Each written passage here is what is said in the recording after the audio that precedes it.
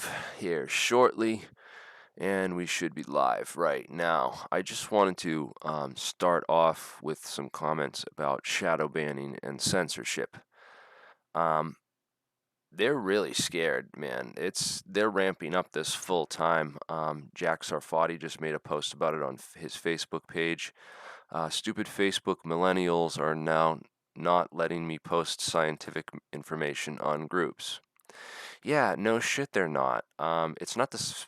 I don't think it's the millennials so much as it is the billionaires and corporations that own and run Facebook, and the not to mention the people in the government that are connected to Facebook as well.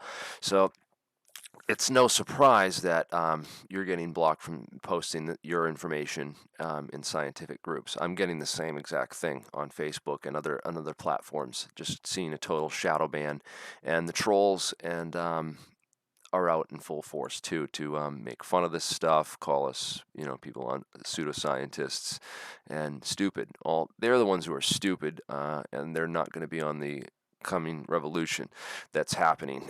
They're trying everything they can to slow this down and stop it before it. And I'm starting to understand a little bit more why. I've gotten in touch with some more people who are a little bit more high level up in this, who've approached me, and they basically said, you're really, really fucking close, and you're going to get yourself killed if you continue on this path. You have to understand what's going on here. So I kind of posted this comment as a response to UFO Jesus. He had posted a thing on Twitter about who would be against disclosure, and this is just insane to think anyone would be against this. Like, who would not want this?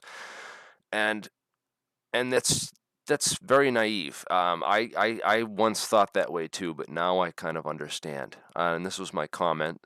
I said, if and when we disclose, free energy and warp drive technologies to the public domain, overnight, hundreds of millions of people in the world economy will lose their jobs and their sources of income.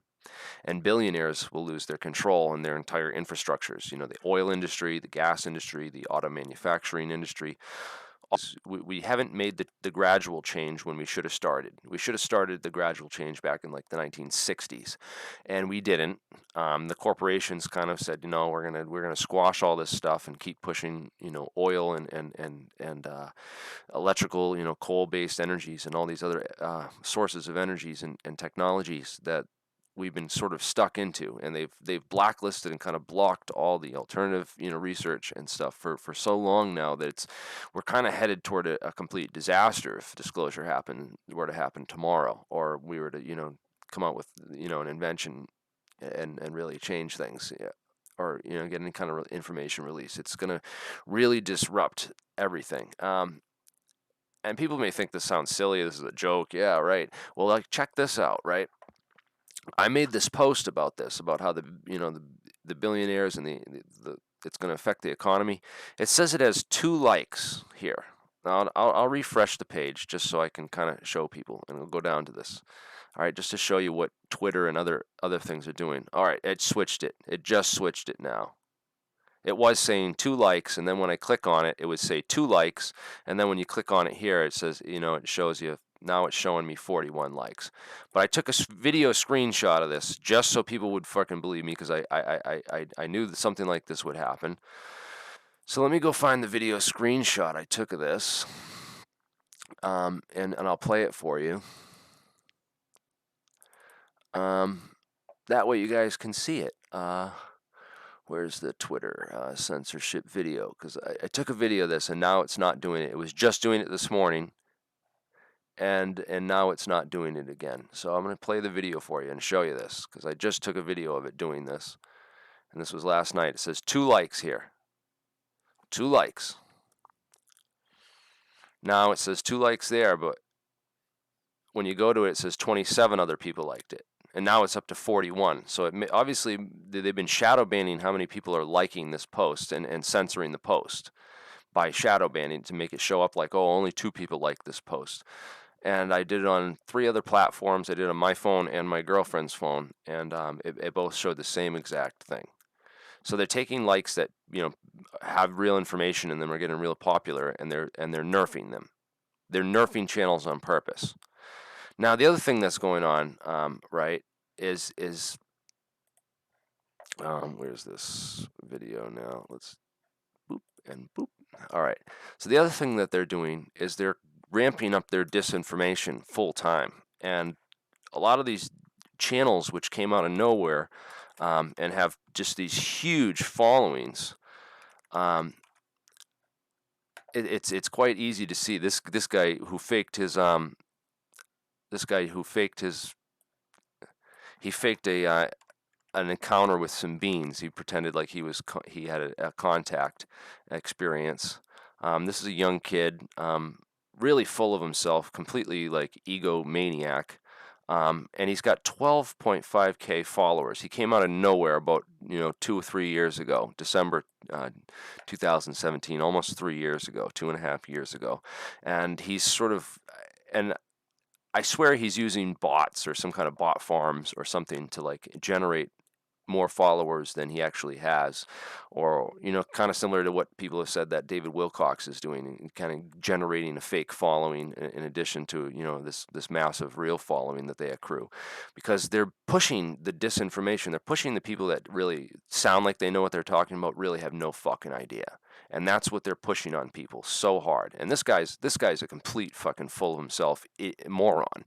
I've had numerous arguments and conversations with him, and if this individual, Deep Prasad, wants to defend himself, I'll invite him to come on my channel and have a debate with me live, because I've gone back and forth with him on Twitter a few times, and it's just been mind-numbingly, insane, because he just got so many followers that chime in with just ignorant opinions and troll you out of it. I ended up blocking this guy a couple months ago, and I don't follow him anymore because every post I see from him is complete bullshit. It's so mind-numbingly stupid, and yet he gets so much attention and following that it's obvious now that they're putting out disinformation, and that there are disinformations. People promoting TTSA. The whole thing. I've lost so many followers because of the things I've said and spoken out about. What To the Stars Academy is doing. The fact that they're all intelligence spooks. They're all pushing the threat narrative. They're all pushing this Pentagon agenda for UFOs. They recently put out this tracking app so people can track UFOs and report UFOs on their phones. And I pointed out, well, real aliens got to be using metamaterials or carbon nanotube invisibility cloaks and stuff. You wouldn't even see these things. You need quantum radar. Okay, you need something called quantum radar to see cloaked and invisible objects like UFOs would be. So what you're seeing are probably not aliens, and so what you're tracking for the Pentagon are probably not aliens. So what does that tell you about what's really going on with all this? I've said it from the start, and lose a lot of followers. People like don't believe me and stuff. But look at who's talking about the technology. Look who's getting shadow banned, and look who's getting in the New York Times and getting put front page and center. That should tell you everything you need to know about how and where you're being misled. But again, some people just really, really want to believe that this disclosure is going to happen. That this To the Stars Academy is part of it, and they quit their jobs. And like this guy Lou Elizondo, everyone's talking about Lou and how everyone in the UFO communities bashing Lou, and how Lou gave up his career to come out and disclose this information and go public. And how do we know this dude's not still on the Pentagon payroll? He's only been doing this for 2 years by himself with this TTSA group, and everything they've done so far is completely in line with Pentagon agenda. I haven't seen one post out of them that's anti-establishment, that's let's rise up, overthrow the billionaires, get this technology out to the public. I haven't seen any of that bullshit from them. They're a bunch of fucking Pentagon spooks. And to think that this motherfucker, quit his job and isn't still on government payroll, it's just asinine. I've given up 15 fucking years of my life. I could have had a goddamn career in physics. I could have been making millions of dollars designing weapons for the fucking Defense Department instead of leaking all these technologies over the internet for the past 15 years. I've given up hundreds of thousands of dollars and in years, decades of my life for this pursuit. And people are going to shove a guy like Lou in my face and talk shit to me like because I'm down talking a guy like that. A Pentagon fucking insider who pushes threat agenda narrative and hasn't said shit about the technology or shit about the powers that be, about all the real corruption and fucking systems that's going on here. Don't you get what's going on, people? This man is not who he claims to be. This Lou Elizondo figure, this Bobo Tom DeLonge who knows nothing. This goddamn CIA. None of these people know a goddamn thing about what's going on in any of these programs. They weren't connected to anything real. Okay, the stuff that I've been digging up over the past 6 months to 2.5 years is blows these fucking clowns out of the fucking water. It blows them completely away. Let me show you some shit right now. We're going to talk about, and I'm going to get into it. Wormhole throats. There's all kinds of scientific papers coming out on this. The scientific revolution and what's going on in the science community is 700 billion times more interesting than any fucking Nimitz encounter fucking Navy video or whatever the fuck they're talking about next. And the Wilson documents and all this bullshit. The real science is so much deeper. It's so much more involved, and it's so thoroughly covered up and hidden in mystery. And we're right on the cusp of breaking through that. And it's so much more exciting than anything these fucking clowns are talking about or doing. And yet they have thousands, tens of thousands of followers. And I'm getting shadow banned off the net and called a fucking CIA disinformation agent and a troll for speaking up against these people when I've given up literally 15 fucking years of my life to pursue this shit. It's fucking bullshit. It's fucking bullshit. And to see guys like Jack Sarfati getting censored while these clowns are getting, hundreds of thousands of views and people are praising them like they're fucking the Messiah. It's disgusting. You're brainwashed. You are being psyoped. You are being psyoped. I'm not a fucking government agent. You can fucking look up my work history. You can look up, I'll share all my taxes with you if you want to see them. Come fucking meet me. Come see what I'm about. I work for a goddamn living. I'm a contractor in Rhode Island. I've done construction for the past 15 years so I can pursue the things that I enjoy and the research that I want to because I don't get paid for this. Don't get shit for this. I get a few fucking donations from a couple people out there in the community every once in a while for doing what I do and a little bit of recognition. But most of the recognition for all this shit's going to come long after I'm dead. I mean, I don't think it's going to be 20, with the rate the disinformation's going and Bob Lazar and all this bullshit that they're putting out there. All right, the way this is going, we're not going to get the truth out for another 20 to 30 years. I hate to break it to you. We're just fighting against a massive wall of disinformation and bullshit. But, in any case, let's talk about a 1968 patent for gravitomagnetic field and gravity shielding technology. This was the invention of a guy named Henry William Wallace, and he was from Valley Forge, Pennsylvania.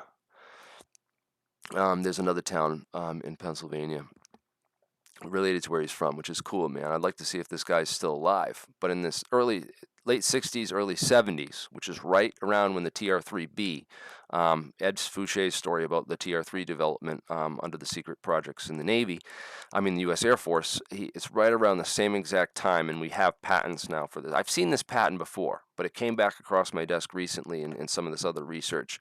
I have this saved somewhere, but this is really key, dude. U.S. patent number... here, I'll post it in the chat, dude. I want to show people this Henry William Wallace, dude, is this is really cool. Gravitational effects of rotating mass. I want to find the actual patent and show you the pictures because it's got two counter-rotating toruses. One rotates this way, the other one rotates the other way, and they're filled with liquid mercury, and it's plasma-sized and rotated, and it creates a gravity field. A gravitational force field. Now, this relates to all the other research. This article kind of brings it and relates it to all the other research that's been done into this and how it's kind of coming out in the mainstream with the Podkletnov experiment in the 90s and some of the other replications. And then they had some positive replications at NASA which were covered up and kind of swept under the rug. And the whole scientific community is fucking afraid of this because millions of people are going to lose their funding for and it's just going to turn everything on its head. And it's really about the funding and the money. The money's what's controlling this, and that's what people need to understand. And I've never I never quite got it. I'm like, why don't we have this technologies and what's going on? It's the money, dude. It's the money. It's the people who control the money, and it's the bankers, and it's the world economy that's basically preventing this disclosure from taking place. And they're the ones funding all these disinformation agents and all these operations to take people's minds off the technology, off the developments that are coming, and basically put their head in the stars, put their head in the clouds to looking at friggin' UFO videos and aliens, and that's all they talk about is little green men and blurry UFO videos. And it's like, dude, we've been doing UFO videos of some really cool stuff, have been captured on film for years, and it's done nothing to like change the conversation. They're basically, we're changing the conversation. No, you haven't changed the conversation at all. It's basically the same thing. All you did was change the term UAP. You changed UFO to UAP, and that's all you did. Like, talk about the technologies that are coming out, bro. Talk about the suppressed science and the physics, because this is what's really interesting. I recently learned about something which I thought was really cool. Another connection, because there's lots of hidden stuff in movies. Hollywood writers. I'm sure there's a lot of Hollywood script writers and people that watch my videos and follow some of my work, and they hide. They work this stuff into scripts because that's the only way to really get the information out, is to like hide it and work it into a little bit of a script. And that's like really the slow kind of drip, drip, drip, trickle disclosure that's been going on. Okay, so I want to talk, yeah, SR-71 pilots were flying this TR-3B, apparently. So I want to talk a little bit about the TR-3B and fill in some holes in that story while we got this freaking topic. While we're doing this. All right, so I want to talk about, should I name Ed's source for the TR-3B, Solar Marshal? Should I name the guy who told him all the information about it? He's still alive. I found him. I'd rather us go out and find this guy and talk to him first, rather than before we blow up his spot, because he's still alive. I found him. He works at a golf shop. But anyways, I'll let Solar Marshal chime in on that about whether we want to go there yet.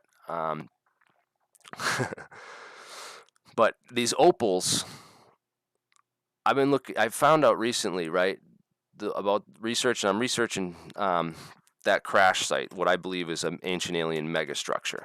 Okay, that crashed. Parts of it fell in central Brazil, and part of it fell in Central African Republic. And those are the two only known black diamond deposits in the world. Black diamonds are, of course, harder than regular diamond. They're 11 on the Mohs scale, where regular diamond's a 10. And these black diamonds could actually be remnants, of a 3 billion-year-old megastructure that crashed to Earth a long time ago. It's the best evidence I've seen scientifically for in the geological record for something that could be extraterrestrial. And there's a lot of theories on the origin that scientists don't agree on, including an extraterrestrial origin hypothesis, which there are many scientists arguing in favor of this. So it's definitely an interesting thing to study.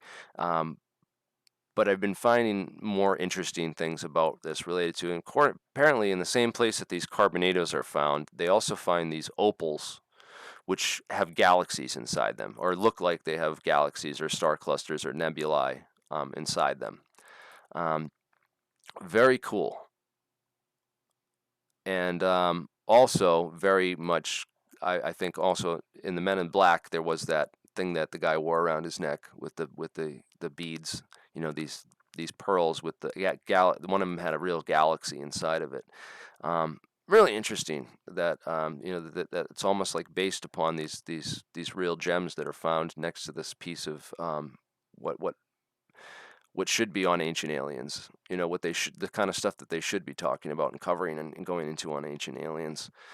In addition to sometimes they hit on some decent stuff in that show, but most of it's just television garbage and whatnot.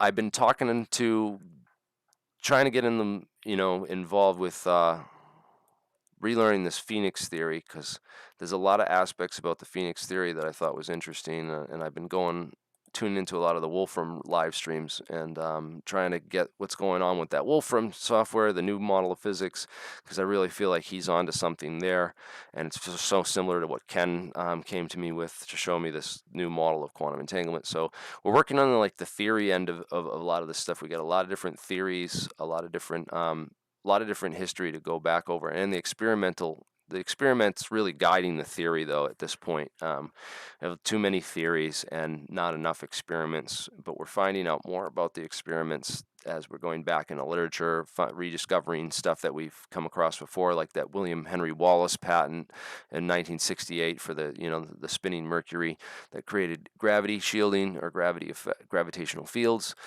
So we're trying to do maybe some of those experiments coming up soon. I want to share and plug some of my colleagues and their channels. This is a channel by a friend of mine named Wayne Ojala, and he's one of the engineers and scientists working with my team right now on replications and experiments, and he's been doing this himself, self-funded for quite a long time, over a decade. And I got a bunch of people like this in my team now who do their own experiments, and we're testing a lot of these theories out, just to building machines and trying them, and building more machines and trying those, and tweaking the machines and trying different things to see what works. And we're learning lots of cool stuff. If you guys are hands-on type people and you're into nuts and bolts and building stuff, definitely check out Wayne's channel, and also check out Jeremiah's channel at Join the Technicians. Join the Technicians. Is Jeremiah's channel, and Jeremiah is another one of our technicians on the team, and you can check out his channel there. Of course, there's also Falcon Space Program. Mark is still doing his work on the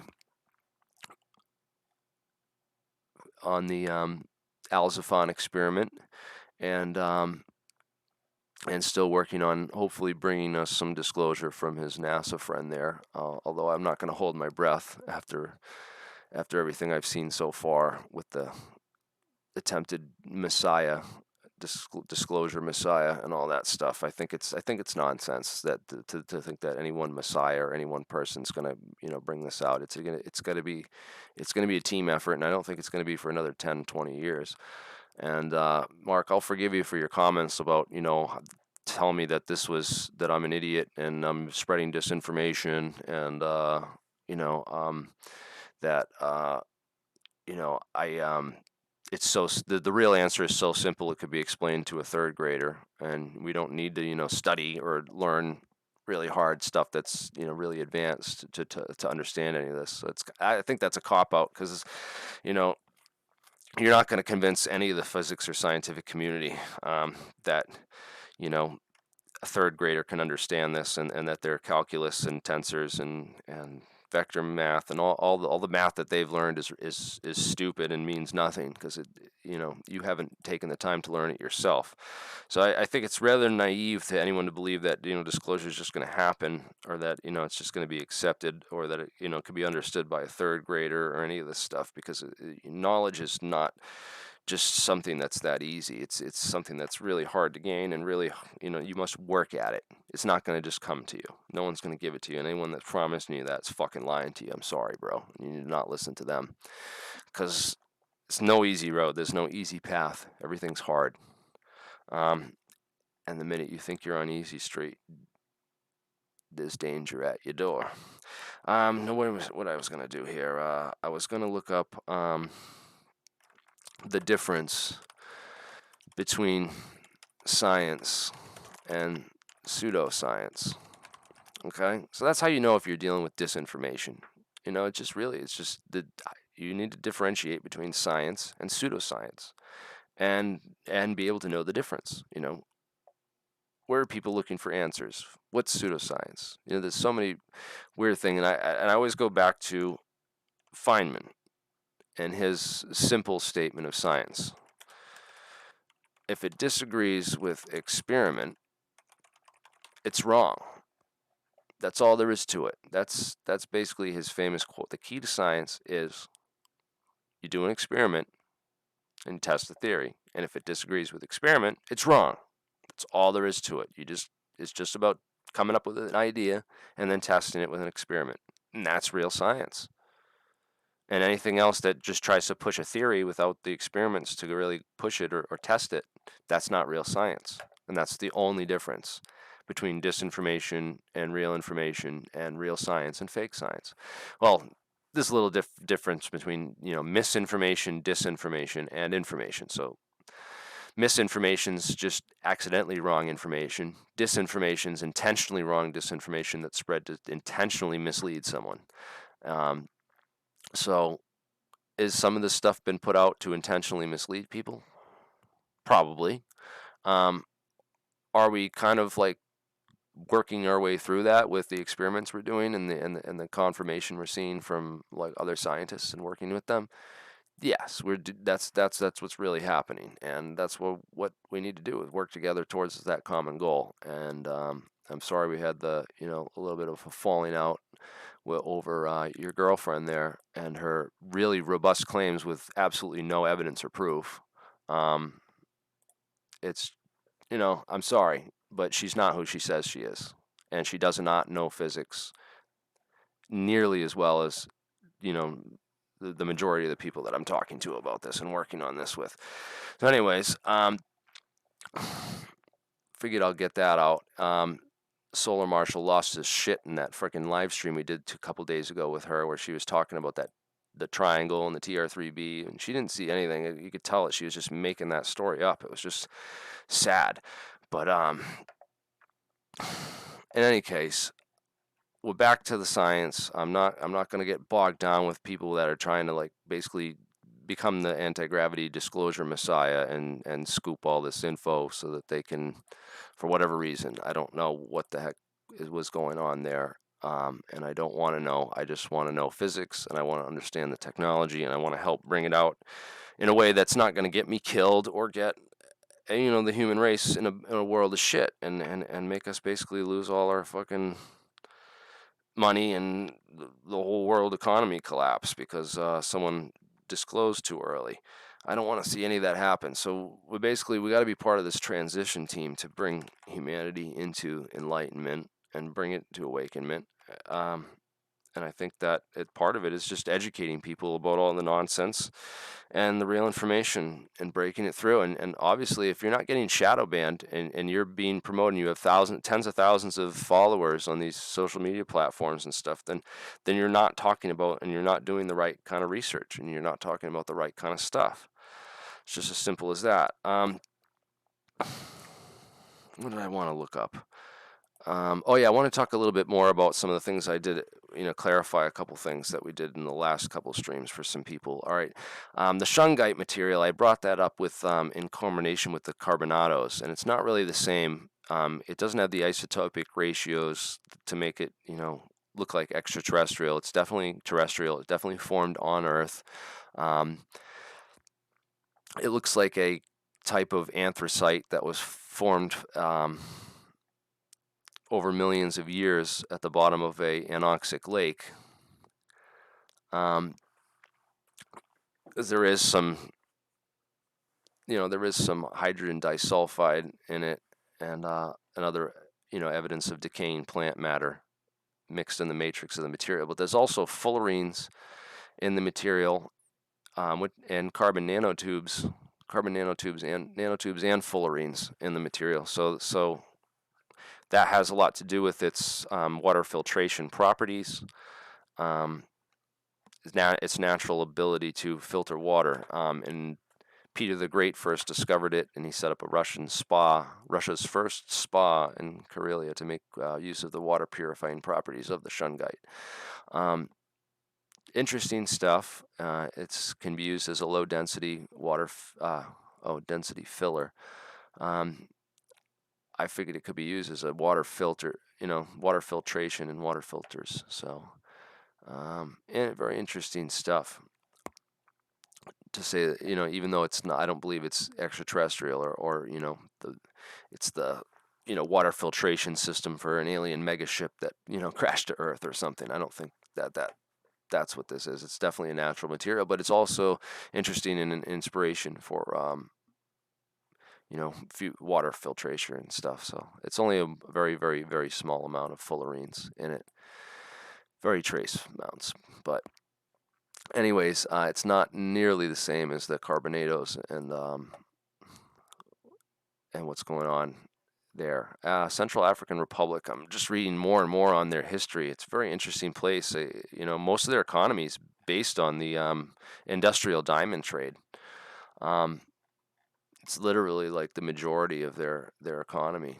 You can look it up. It's like 57% of their total exports are these diamonds. And they think that even more of that escaped the country illegally or smuggled out. So a guy named David Paulides, yes, I've heard of this name before. What is this guy? David Paulides.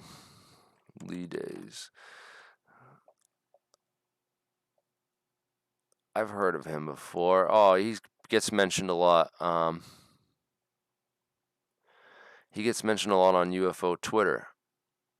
And not a lot of people like him, apparently, right? I know people talk about David Paulides on... Yeah, he's the reality of Bigfoot, dude. Yeah, a lot of people don't like that guy. Well, why are we bringing him up again? John Smith? From missing 411K and the UFO connection with that. I don't know what that is.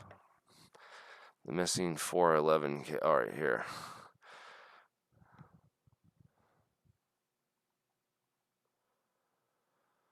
Oh, the unsolved people who've gone missing in national parks and elsewhere. Interesting. Hmm.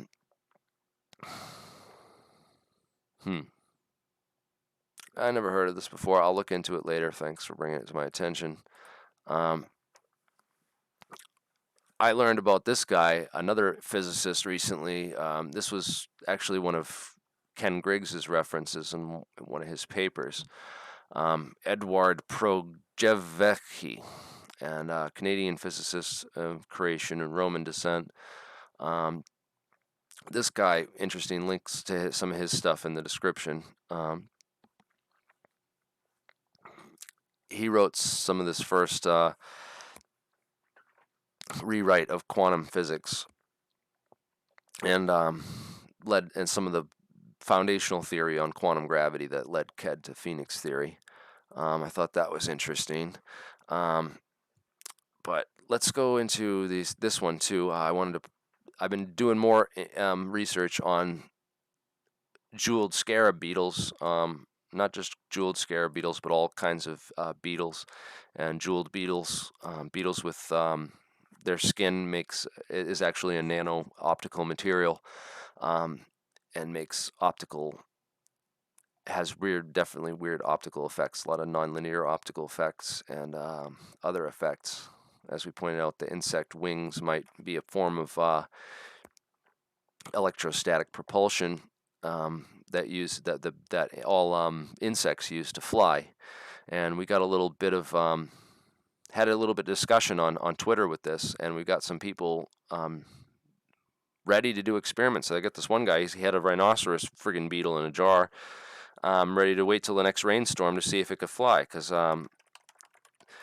we had this debate going about, electrostatic propulsion, that, insects need a little bit of electrostatic propulsion in order to fly, that they can't really even fly without it. So a couple experiments we wanted to try, and we thought up. One of the things was that before a rainstorm, the weather and the clouds, the atmosphere actually switches polarity right before a rainstorm or a thunderstorm. So that polarity switch would obviously turn off the electrostatic propulsion mechanism. And as you notice, before a thunderstorm, there's no bugs flying around. Bugs don't fly around before a thunderstorm. And I was arguing with this with another person, and they were saying, hey, well, I thought that the bugs can sense that it's raining. They sense the change in the pressure, the atmosphere, and that then they don't fly. They hunker down and find a place to take shelter for the rain. And that's kind of like what their natural. It's just a natural response. But we had an argument. Oh, maybe it's not a natural response that they don't fly, or that they stop flying before thunderstorms. Maybe they can't fly. Maybe they literally their electrical polarity switch, their electrical Van de Graaff generator, the natural Earth, currents, gets shut off, and they're flying. They all just can't fly. They stop flying. It's not that they don't want to fly because they're afraid of the rain. It's that they can't fly. Literally, they can't. So we're going to test that theory by running some experiments. We're going to wait till right before the thunderstorm, and he's going to release his rhinoceros beetle or his scarab beetle. He's got them in a jar. I couldn't really do that because we don't have those. They're not native to my region. Biggest bug around this area is actually a grapevine beetle. I believe that's the biggest beetle I've ever seen around here. So I was going to capture some grapevine beetles and wait till a rainstorm and try those out, and also stick one on top of a Van de Graaff generator and see if it gets launched. So if it is electrostatic propulsion that's helping the insects fly, a form of it, then if you put a beetle on a Van de Graaff generator, it should go flying friggin' off into space. So, or a dragonfly maybe. So yeah, I've heard about Trump being part of this disclosure project, and Trump's uncle. So Trump's uncle apparently was one of the guys who went into Tesla's missing papers, and this has been all over about Donald Trump's uncle and he being Donald Trump's uncle, John G. Trump, professor of electrical engineering at MIT from 1936 until his retirement in 1973. And it's well known that declassified documents confirm that in January 1943, Professor Trump was called upon by the FBI to evaluate the personal papers of Nikola Tesla just a week after his death. So they had all of Tesla's papers. The FBI confiscated all the stuff, and they hired a bunch of scientists to go and evaluate the papers and see what was in there. And one of these guys was apparently Trump's uncle. So yeah, well, Trump is,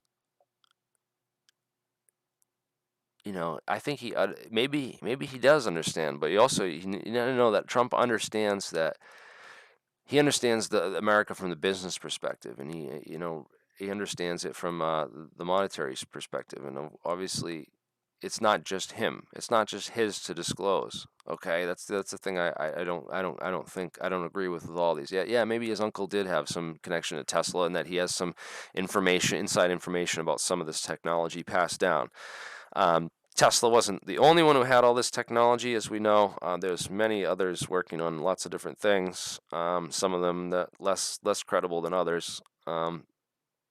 I don't believe that Ralph Ring and Otis Carr and all that stuff came from the Tesla. I think those guys are hoaxers, and they made up their connection to Tesla.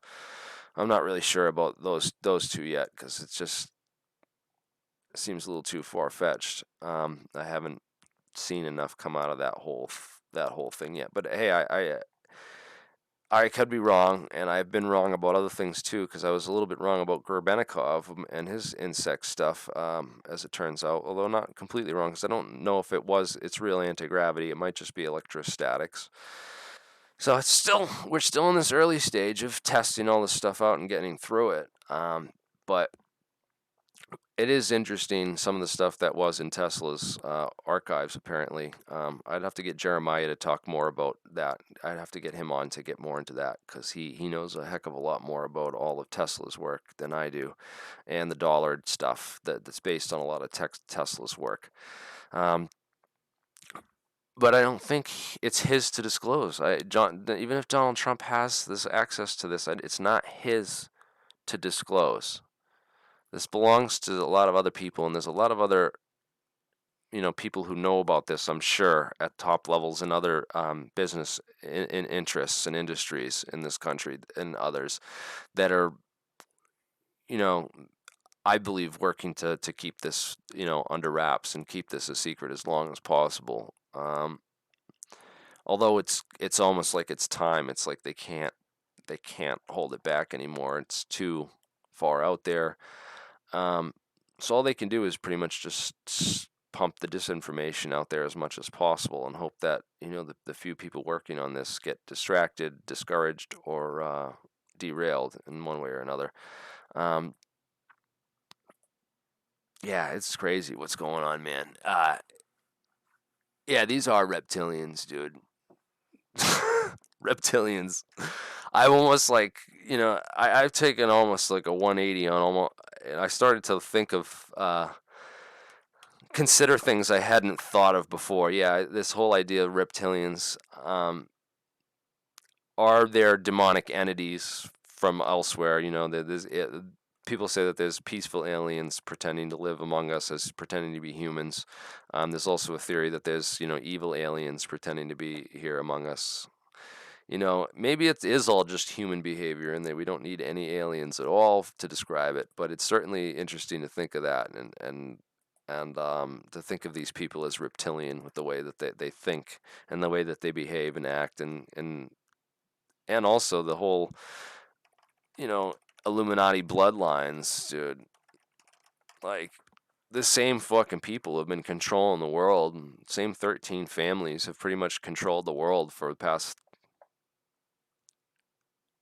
recorded history, almost. Um, and I think that some of these people aren't working on the same kind of stuff or having inside information within these, occult cliques and cults and everything. That's kind of naive, to say the least. These people are working on it. They know stuff. It's really weird what's going on, and to think like that these people are extraterrestrials is kind of a, it's not too far fetched, but it's, again, we need proof. We need evidence. There's there a reason they protect their bloodlines and have incestual relations with one another to, are they all protecting alien DNA or an alien bloodline? That's certainly, it's certainly interesting to think about, but not the kind of research that I'm really into doing and wanting to do. But I like to, get into this stuff because it's cool. Um, let me read some questions from the chat. Alien scientist, what do you think about crop circles? Seems like a kind of a weird way to communicate. Just writing stuff in people's crops. I think a lot of them were started by, farmers who were bored trying to come up with ways to, screw with people's heads or something. But there are some that really are really weird and hard to explain, man, really complex and would have taken a lot of work. So I don't know. I haven't really been able to decode any useful messages, from a crop circle. I've tried to look at them mathematically. Is this some type of hypergraph or a graph? Okay, alien scientist, what do you think about gravitons? I'd like to know your opinion. Okay, gravitons. Let's talk about gravitons and what are gravitons. And M theory. Okay, the forest. Okay, he's asking some good questions about M theory and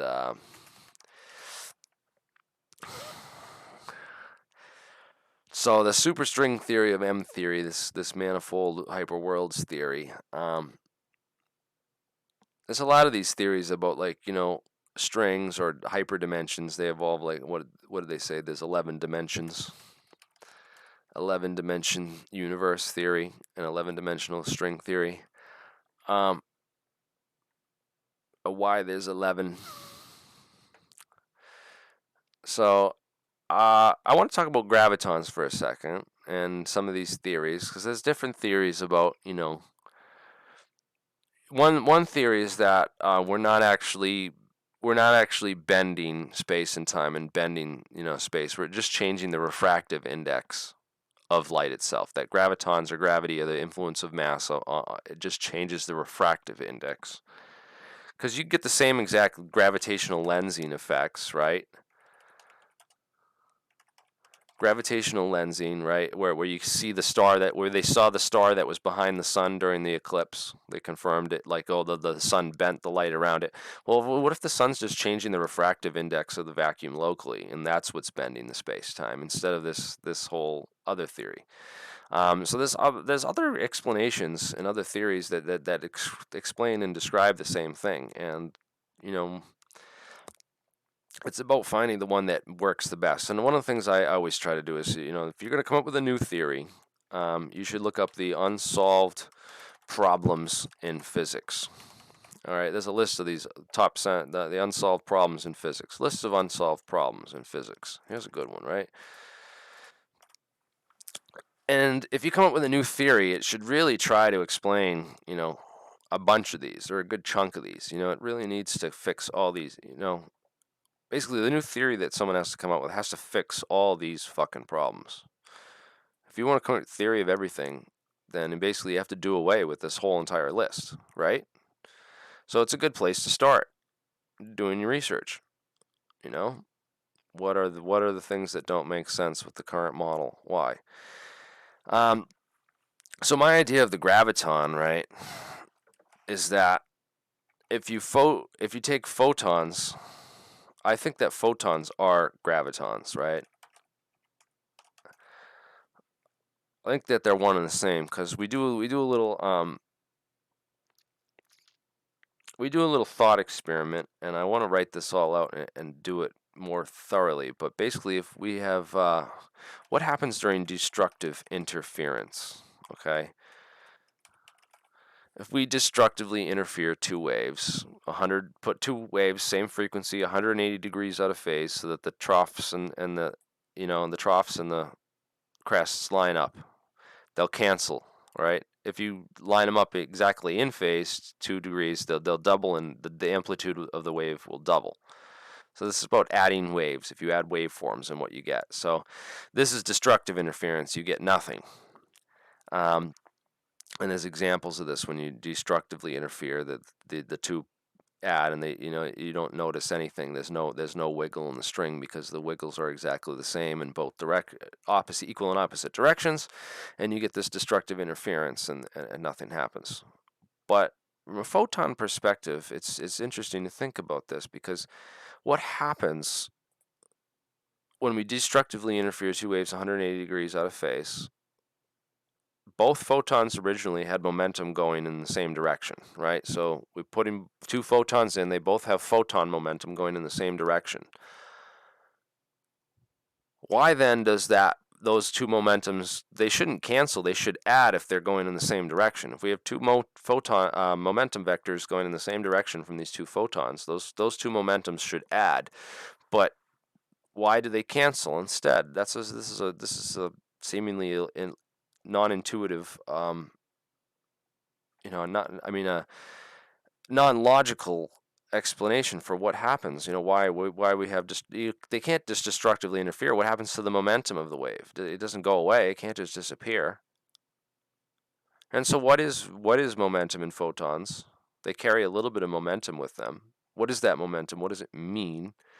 And what happens during this sort of destructive interference thing? This is like scalar waves, or what kind of Tom Bearden would have talked about with scalar waves, and the energy doesn't disappear completely. It's got to go somewhere. Where does it go? The interesting thing is, if we were to draw the Feynman diagram for these two photons, right, and what it would look like, I wonder if I can find a picture of this. But basically, it would look like two photons with a graviton in the middle. Oh, this is the Feynman diagram for it right here. Boom. Oh, no, wait, that's a photon in the middle. We want the graviton in the middle. So two photons with a graviton in the middle. And that's what it would look like. So basically, when you quiet down the vacuum noise in a region, you also alter the refractive index of the vacuum in that region, which is super interesting. Is quieting down the vacuum noise and changing the refractive index locally through the influence of waves and gravitation. That would explain a lot of these problems in physics without some of the other complications. So we're trying to get around some of these problems in physics and understand a better model for our for gravity, understand what gravity is. And I think that photons are photon noise and the actual photonic interaction. Those are the carriers of the graviton. That we're not finding gravitons because we're not looking in the right places for them, and that we just improve our experiments, we might be able to find gravitons a lot better. Well, that's where I'm at. John Trump and Tesla, a few years, but we're all neighbors, walking distance in New York City. Yeah, it's very interesting. They cancel the EM radiation to produce torsion fields, right? So the EM radiation doesn't actually cancel; it goes somewhere else. It doesn't disappear, and that's the important thing about these types of fields and this type of thing. And I think there's a lot more physics research that needs to be done in this area, so that we don't have this anymore. You know, this is a problem. This tells me your models and your theory is wrong. You know, this tells me that your standard model, the deficiencies, physics beyond the standard model. Here we go. And this is what we're looking for. This is what we need. What we're trying to produce and bring together. And we're trying to bring up the not going to be so easy that a third grader can figure it out. And if you think it is, you should read this book. I have a copy of it. It's called 6 Not So Easy Pieces by Richard Feynman. And I'll teach you about these 6 pieces of the puzzle and why they don't fit together and some of the problems with them. So here they are. So no, that's not the 6 pieces of the puzzle. Those are biological terms. We're looking for physics terms. So let me see if I can name them. It's pretty much Einstein's relativity, symmetry, and space-time. Yeah. So supersymmetry and space-time. And there's an introduction by Roger Penrose. He wrote the foreword in the book. Very, very good book, man. You can also read 6 Easy Pieces if you want to understand that. Those are very easy pieces of physics that all fit together and work nicely. And then there's 6 Not So Easy Pieces that don't fit together and don't work nicely. And we need new kind of physics to understand all this. And that's hopefully what we're going to find if we keep looking and keep talking to the right people and keep doing streams like this, because we're going to keep getting people who are really interested in these problems. And maybe eventually we'll find somebody who knows some stuff, like this Nixa guy. Nixa, very good comments, man. But weight is just of measure to resistance and inward pressure. Measure resistance to inward pressure. Is there negative gravity radiating from Earth to space? Interesting. Electromagnetics. Let me see. Time is a fractal. Okay, my theory on time, right? Time's not really... Yeah, lots of trolls on this live, man. Holy crap. I want to... all right, let's talk about this, right?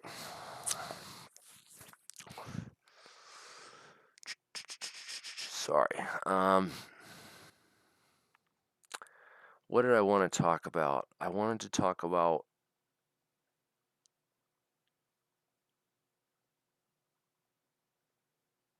gravitons. No, I wanted to talk about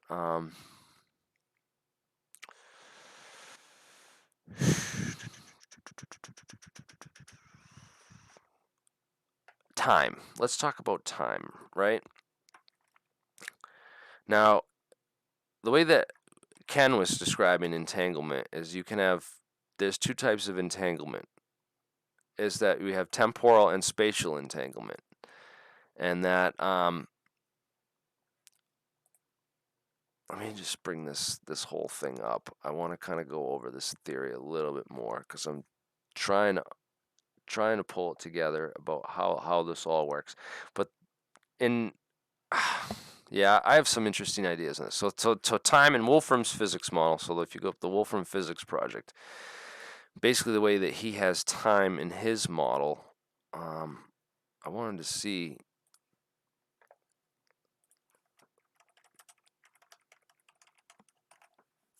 So he has this iterating thing that iterates, and every time that the function iterates, and a rule is applied to this whatever, the universe is a system of logic or computations, and a single rule is applied over and over again, and each application and each subsequent application of that rule, according to his like model that he's trying to put together, every subsequent iteration of that rule is another moment in time that goes forward. And how does that this is how it basically how his version of how time works in the Wolfram model of this physics is that, every iteration of the function is just another step in time. Now, does time really go like that? Because people said, no, time's nonlinear. It's well, this is temporal entanglement and spatial entanglement, and like things can be connected in space, but they're also connected back in time to a certain, to certain places and things in time, which connect them back, back in time to other things, and that they can be connected in time over different distances of space, like how quantum entanglement works. That these two particles are entangled in time, even though they're not spatially entangled. They're spatially very distant, but they're still temporally entangled, because they go back to the same temporal event which created them. So they're temporally entangled to that event of creation. So each subsequent creation event entangles back to another event through this system of or chain of causality, so that everything obeys causality, and nothing, free energy is not created or destroyed. Conservation works because basically how all these laws of physics fall out of the model of a more hyper, a more fundamental model of physics.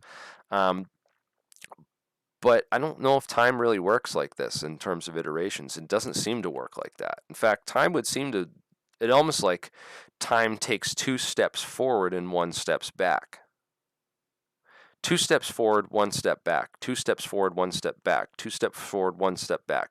So it's always jumping ahead in time and then jumping back, and jumping ahead in time, jumping back. And that I believe will fix a lot of the problems, and kind of give us a better firmer grasp on why we have path integrals.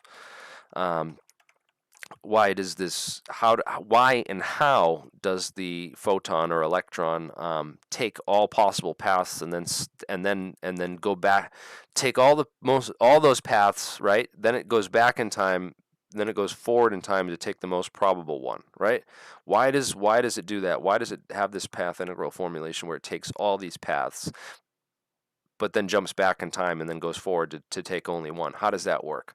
Because time's not traveling linearly. It's not just a punch, punch, punch, punch, chug, chug, chug procession of this iterations of this function.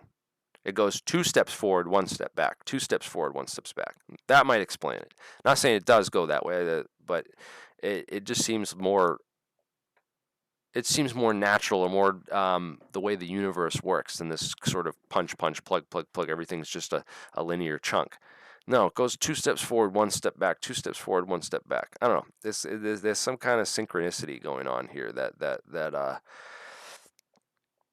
can explain what's going on here a little bit better than it's really put forward in Wolfram's model. And then another thing I didn't like about Wolfram's model is that it doesn't. It has infinite flexibility too, right? So he said they haven't narrowed it down to this one model. Also, he's suggesting that a proton could have a spatial hypergraph of 1,000 vertices to just create a proton. Something as complex as a proton. But in Ken's model, the proton was just 3 vertices, very simply connected. Everything's simply 3 connected. Every vertice has 3 connections, either to itself or to another vertex. That's where the 3 dimensions of space fit in. And it's much more simple than Wolfram's model, where he has like this infinite complexity where it just keeps growing in infinite. If it had computation that complex, it would, that we should expect the system to kind of like slow down and crash over time, but it doesn't. So there's a lot of problems with Wolfram's theory that he needs to work through, and he's got a lot of wrong thinking and got along wrong paths. And even watching his last stream from last night, I was on there, and he was talking about alien intelligences, and stuff. And he even said, "Oh, there's an alien scientist in the chat." He said it on the live stream because I was commenting and stuff. He's like, "Maybe we've attracted some of these." I was laughing. I'm like, "Dude, I'm not an alien. I'm just trying to like share some insights with you. Hopefully, maybe you can figure this out or help us. Or we need computation people with computer skills and the ability to do programming to kind of help us really expand and figure this model out. But it's a really great start. So M theory and the high superstring theories and supersymmetry theories. It's interesting stuff, but obviously it revolves around hyperdimensionality and these hyperdimensions, which may or may not exist, and if they are, they're wrapped up inside atoms and molecules. I mean subatomic particles. They're not on the level of atoms. If these dimensions do exist, we live in a three-dimensional universe. Everything's three connected. There's 3 degrees of freedom, and a fourth if you count time, but you can't really travel back in time, so it's not really a degree of freedom. There's really only 3 degrees of freedom in our universe. But anyways, these kind of theories are they're abstract like representations of something that I feel like could be reduced to something much more simple if we could just get the right math. And that's why I like the graph theory and the hypergraphs, that this new type of computational mathematical physics that we're trying to get to really change our math structure so that we're not doing things in terms of our typical dimensions and our typical constants and everything. I don't know. It's certainly an interesting time for mainstream physics, and it's probably the best time to be of any time there was ever time to be involved in physics or be a physicist. This would be it, because there's so much going on, and I really feel like we're not going to get to like. It would just be stupid if we got to like some definite answer and someone created this theory of everything, and then suddenly all those friggin' unsolved problems in physics just went away. That would be really freaking boring, and really, like life after that would be like, well, what's the point? I'm a physicist. Like, what's the point in living after this? Like if someone came out with the true one theory of everything and it did solve all these problems and everything, it would be like, what's the point of being a physicist after this? It's just like to find a way we can learn this and teach it to third graders. I don't know what would be the point at that point, but certainly something quite interesting to so the people who control the funding and the tenure controls the narrative and the psychological operation. This is exactly how it's all working from the top down, and that's why so much of mainstream physics is completely misled and stuck with the standard model and string theory and all this other stuff, because the academics,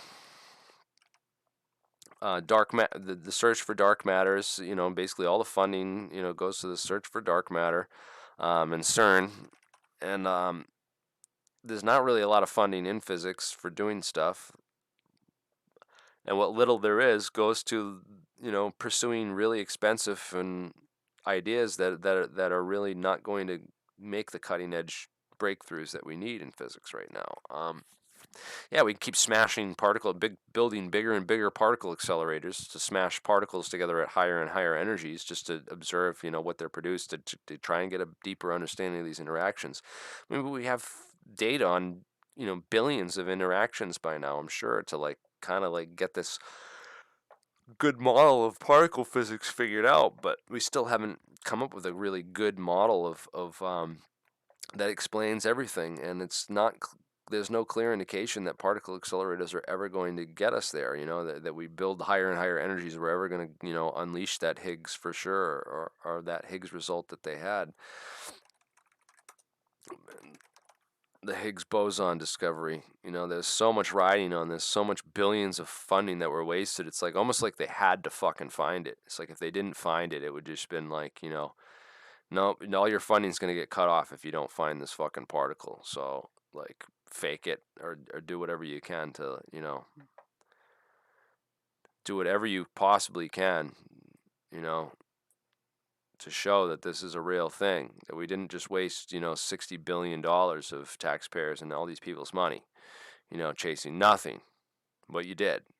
But you really did. You should have been looking at, bilayered YCBO experiments, and there's just a million other experiments they could have been looking at and could have been doing, but they've been brainwashed and misled instead. And it's difficult. I talk to my physics professors, and that's the funny thing. I see all this talk about from the TTSA people and the disclosure people and all this stuff about big, huge paradigm shifts and paradigm change. Talk to anyone in the physics community and ask them what's going on. If there's a paradigm switch, they see a revolution coming, or any of this, dude. It's not there. My professors have not noticed any change at all. It's not going down like this. I mean, as far as UFO and disclosure stuff goes, there's definitely, things going on in physics right now, but it's not at the level it needs to be yet. It hasn't completely the system hasn't completely fallen on its head and crumbled and crashed, and that's what it really needs to do. There needs to be a rising up of a new generation that says, we're not gonna we'll learn this stuff, but you're fucking wrong, and you're gonna start paying attention to real other science and real other physics. So coldfusionnow.org, still rolling strong. Check out lots of distractions. I've even come across a few, but we're still staying focused. We're getting the experimental team down to do more experiments, to test more things, and if we can build a craft that uses gravitational manipulation and runs on cold fusion free energy powered by seawater, that would be freaking amazing. That would be awesome. That's how I believe that these craft fly. That's what I believe, is out there. It's possible.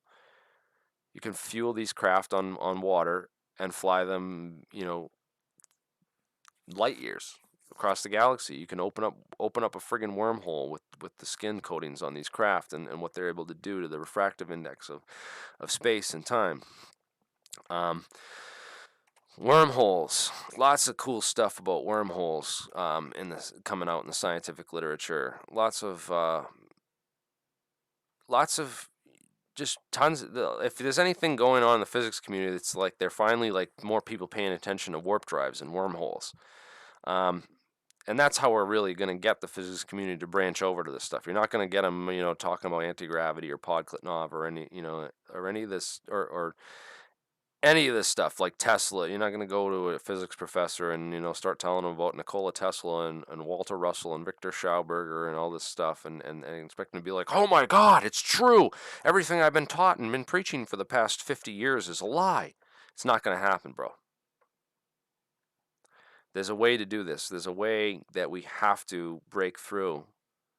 You have to understand the current paradigm better. You have to understand what physics is doing, what physicists think, and what they do. And the only way to do that is to become one yourself and go to school for it and interact with these professors on a daily basis. We need to change the system from the inside. We need more young kids majoring in physics and questioning and just drilling their physics. No more shut up and calculate. No more shut up and calculate. Why the fuck does this work? And if you can't explain it, it's fucking wrong. Dude, no more shut up and calculate. It's fucking bullshit. That's all that's been taught in physics for the past 20 fucking 30 years is shut up, don't ask questions. This is how it works. Just shut up and do the math and learn how to do friggin' differential equations and solve the Schrodinger equation. That's it. Just learn how to solve Schrodinger and you can do quantum mechanics. And don't fucking care and don't worry about how it works or why it works. Just shut up and calculate. And that's fucking how physics has been taught. You don't need to go to school, dude. No, you don't, all right? You can teach yourself this stuff by reading physics encyclopedias or even just going on Wikipedia and reading everything on physics there, going one thing to the other, like I do sometimes, to learn. You can learn a shit ton about physics just from that. And anything you can't learn, you can go on MIT Open Courseware, and you can teach yourself. Everything's free. All this stuff, everything you can get you can get an education from fucking MIT for free. Information's at your fingertips. You have the freaking world in the palm of your hand on this friggin' computer, and you use it to play freaking Panda Pop and goddamn video games. So cut the shit. What are you doing? Yeah, so flexible courseware, I mean, you can teach yourself anything. Oh, I want to learn calculus. I want to learn differential equations. How do we find how do I use calculus to calculate the volume of a sphere or the volume of a solid or a cylinder? You know, and if you're not, you know, and you could sit there and polish your math skills. That's probably what you should be doing is just work. I did that for years. Just sitting there and doing equations, doing problems, solving math problems, just to teach myself the math and understand how the math works.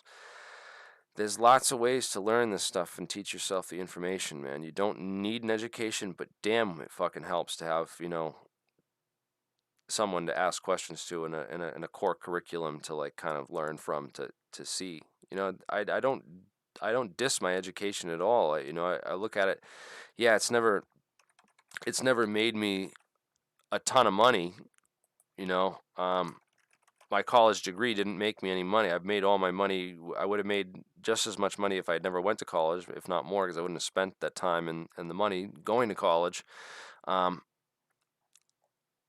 But I didn't want it when I graduated. I didn't want to go into a career making missiles or bombs or tuning medical equipment for the medical industry or teaching physics to, middle school or high school students. That's not what I wanted to do with my degree. I wanted to pursue energy and gravity control. I wanted to understand what gravity is.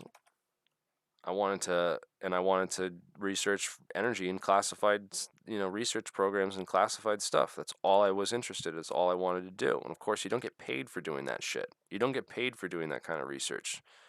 In fact, you get fucking killed for doing that kind of research sometimes. Or you get or you get shadow banned and everything else that's goddamn happening. It's fucking disgusting, dude. MOFs could be a great way to make a highly ordered material. What does MOF stand for?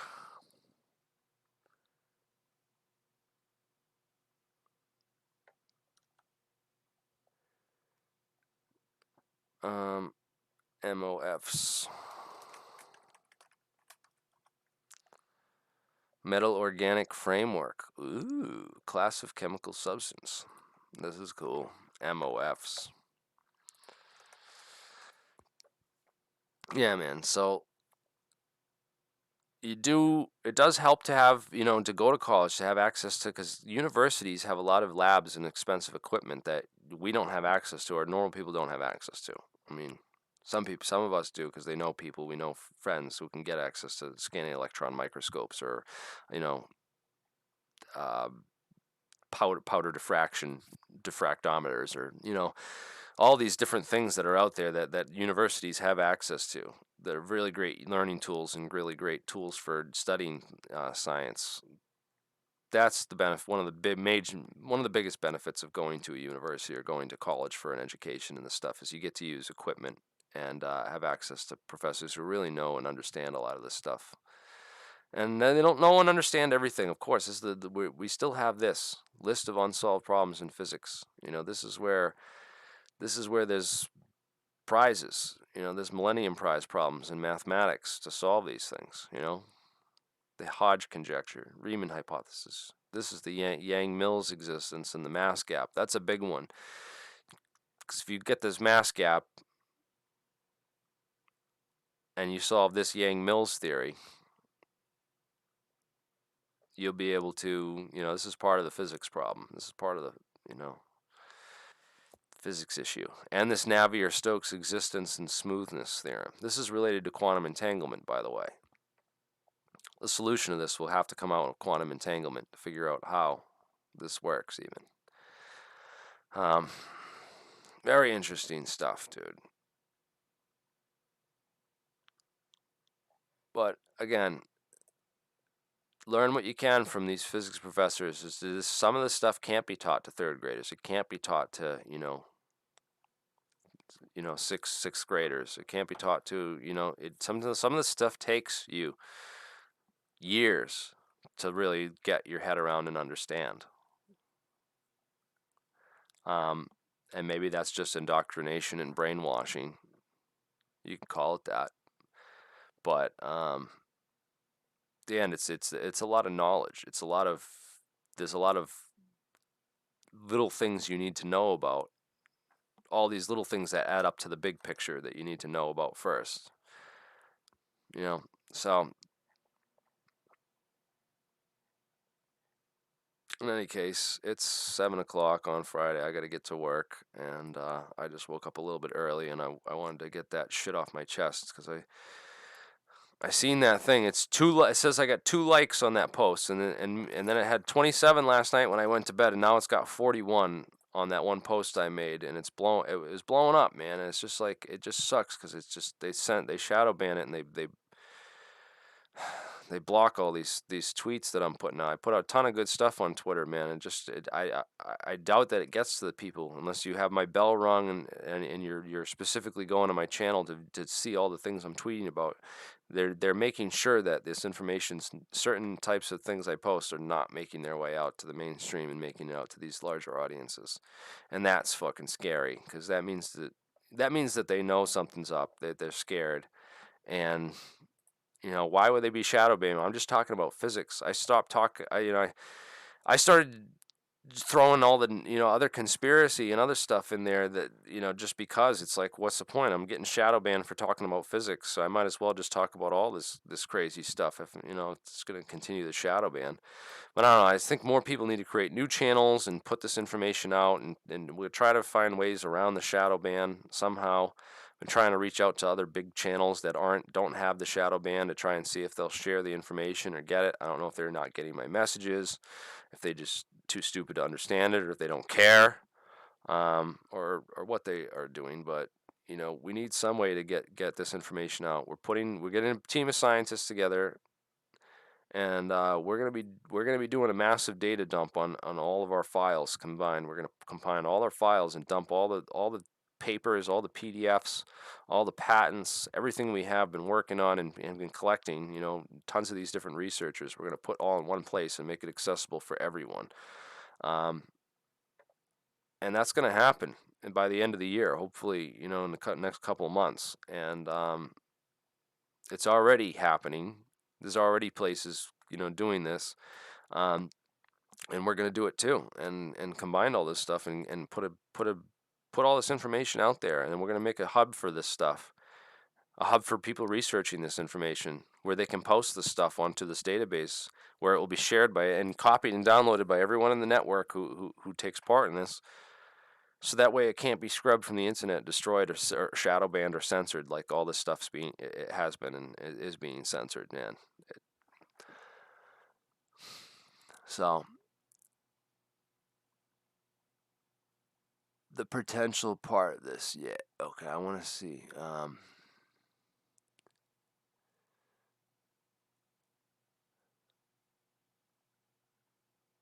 Yeah, there's a lot of stuff, man, I don't completely understand. I don't understand everything. I'm not a freaking alien scientist. That's just my name, all right? I'm not there yet. I'm just trying to get there by thinking, aliens got to have a different physics. They got to have a different understanding of this stuff than us. That was sort of the basis behind this thought, and it's just, how do we get there? How do we take Earth tech and make it, and merge it with theirs? And really, that's the pursuit of this channel. That's what I created this channel for. That's what we're doing here. And if we had all the fucking answers, we'd probably be dead by now, or we wouldn't be talking. Because those who know don't talk, and those who talk don't fully know. So I guess that's all there is to it. I'll check out more of these metal organic frameworks. Again, thank you for all the awesome people that take part in these chats and share information. There's a lot of trolls but don't think that, the real information isn't being heard volumes above, the nonsense and shit talking. Because, there's plenty of that out there. It just goes in one ear and out the other. But things like when people bring up cool science stuff like this, it goes in and stays in, and it doesn't ever leave. It could not show up for another 2, 3 years until I find something else, and I'm like, hey, that reminds me of this. But guess what? It's out there now. It's in the bank, and it's staying. And I'm just gonna keep.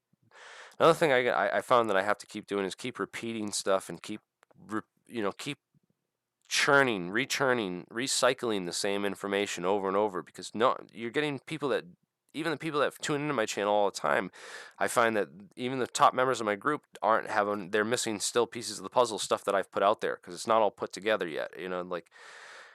So you just got to keep repeating in certain key information. The more information that you find that's key, keep refining it, keep re-explaining it, keep reposting it every month. Keep reposting this stuff. Keep the conversations going on these topics until we can educate more and more people about um, the real issues that they should be looking at. Just keep, and if you post something and doesn't get any attention, just post it again in a week or 2 weeks, and just keep posting it over and over. It's about repetition in this game. It's about repeating the same. Things don't sink into people's minds unless they hear it like the third time.